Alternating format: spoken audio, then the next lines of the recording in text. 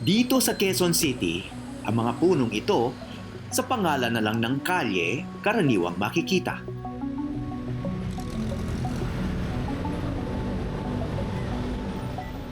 O minsan, sa pangalan ng panederya. Saan ba galing yung salitang kamuning? Very interesting. Kasi maraming tao in the Philippines do not know na ang kamuning ay native Filipino tree. Punong kahoy yan Okay. na with white flowers. Puting bulaklak na mabango sa gabi. May kamuning ka ba rito? Malapit dito? Meron dito.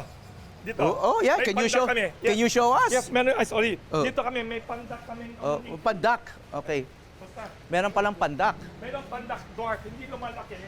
Okay. So this is it. This is the one and only.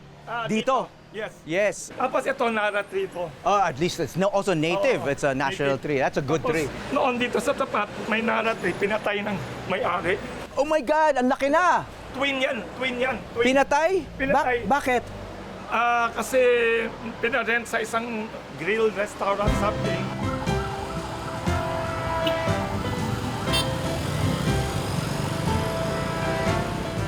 Nandito ako ngayon sa kanto ng Anonas at Lanzones. Dalawang kalsada rito sa Quezon City na ipinangalan sa mga puno.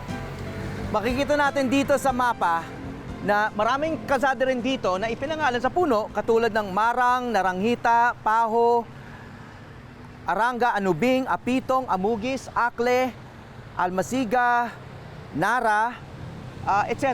No?